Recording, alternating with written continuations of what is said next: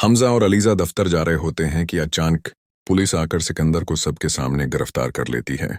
फरीद साहब हैरान होकर वजह पूछते हैं। पुलिस फौरन हाफिज साहब की बीवी को बुलाती है, जिन्हें देखते ही सिकंदर घबरा जाता है। वो बताती हैं कि उनके पास सिकंदर की एक अहम रिकॉर्डिंग मौजूद है, जिससे सब कुछ साबित हो जाता है। ये सुनते ही फरीद साहब शदीद गुस्से में सिकंदर को थप्पड़ मारकर पुलिस को हुक्म देते हैं कि उसे फौरन ले जाएं।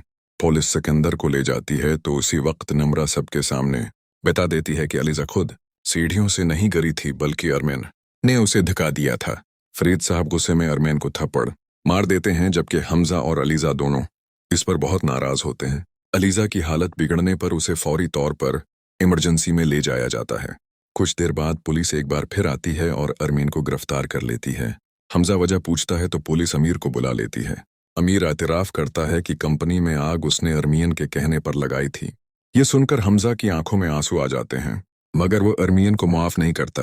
डॉक्टर हमजा को खुशखबरी देते हैं कि अलीजा दोबारा प्रेग्नेंट है।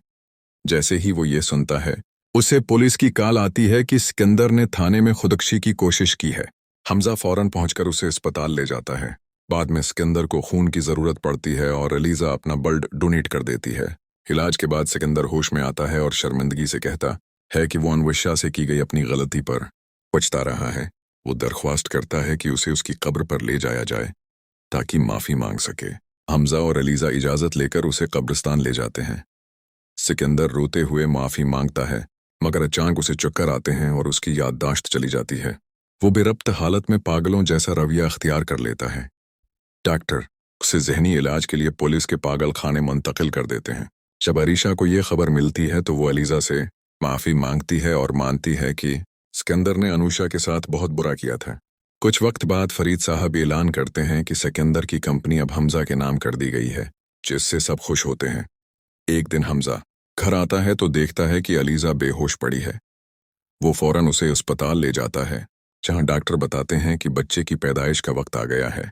कुछ देर बाद डॉक्टर बाहर आकर खुशखबरी देते हैं कि हमजा की बेटी पैदा हुई है।